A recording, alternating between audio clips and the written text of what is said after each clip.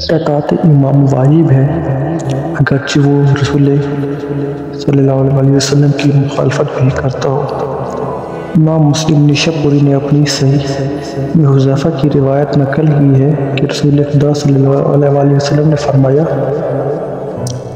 میرے بعد ایسے امام ہوں گے جو میری ہدایت پر عمل نہ کریں گے اور میری سنت کو نہیں اپنائیں گے،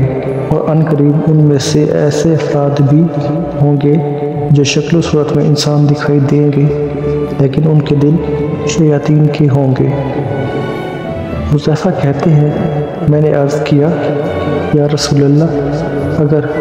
میں وہ زمانہ پاؤں تو کیا کروں؟ آپ نے فرمایا، امیر کا فرمان سنو اور اطاعت کرو، اگرچہ وہ تمہاری پشت پر تازیانے مارے اور تم سے تمہارا مال چھین لے، پھر بھی اس کا فرمان سنو اور اطاعت کرو۔ ابن عباس کا بیان ہے، رسول خدا صلی اللہ علیہ وسلم نے فرمایا، جو اپنے امام سے ایسے فعل دیکھے جو اسے ناپسند ہو تو اسے صبر کرنا چاہیے، کیونکہ جو شخص بالچک برابر بھی جماعت سے جدا ہو کر مرا تو وہ جاہلیت کی موت مرا۔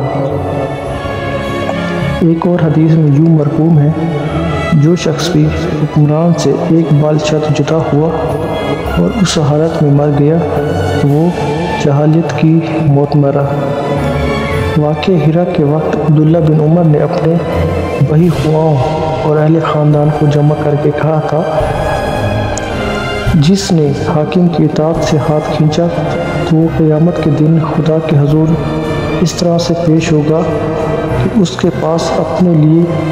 کوئی دلیل و حجت نہیں ہوگی، اور جو شخص اس حالت میں مرا کہ اس کی گردن میں کسی کی بیعت نہ ہو تو وہ جاہلیت کی موت مرا۔ امام نووی شرح صحیح مسلم لکھتے ہیں، ائمہ یعنی صاحبان اقتدار پر خروج کرنا اور ان سے جنگ کرنا اجماع مسلمین کے مطابق حرام ہے، اگرچہ وہ ظالم اور فاسق کیوں نہ ہو۔ اسی مفہوم کو بہت سی احادیث میں بیان کیا گیا ہے، اور اہل سنت کا اجماع ہے کہ فسق و فجور کی وجہ سے حاکم کو معزول نہیں کیا جا سکتا۔ اہل سنت کے جمہور فقہ و محدثین و متکلمین کا قول ہے کہ حاکم فسق و فجر، ظلم و حقوق کے معطل کرنے کی وجہ سے معزول نہیں ہوگا اور اسے اقتدار سے جدا نہیں کیا جائے گا، اور اس کے خلاف خروج جائز نہیں ہے۔ حدیث میں ہے کہ ایسے حاکم کو وعظ و نصیحت کی جائے۔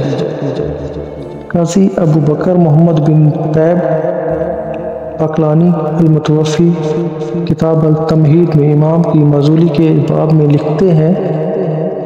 جمہور اہل ثبات اور اصحاب حدیث نے کہا،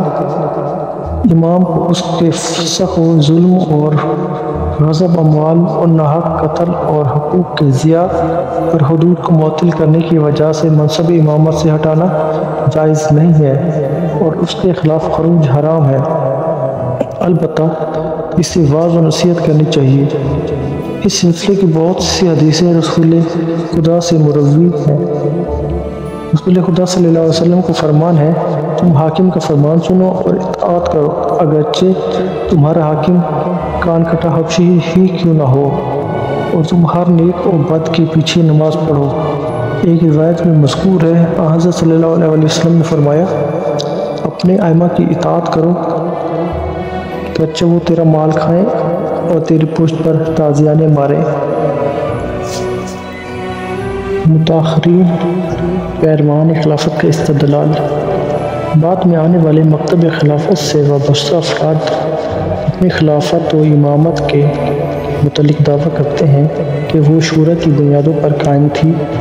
اور اس مکتب کے مفکرین کی آج بھی یہ رائے ہے کہ اسلامی حکومت بیعت کی بنیاد پر قائم کی جا سکتی ہے، جس کی 2-4 مسلمان بیعت کر لیں وہ اسلامی حاکم بن جاتا ہے اور تمام مسلمانوں پر اس کی اطاعت واجب ہو جاتی ہے۔ یہاں تک آپ نے مکتب خلافت سے وابستہ افراد کے نظریات اور ان کے دلائل کا مطالعہ کیا ہے۔ ان دلائل پر تنقید و تبصرے سے پہلے ہم مسئلہ امامت و خلافت میں استعمال ہونے والی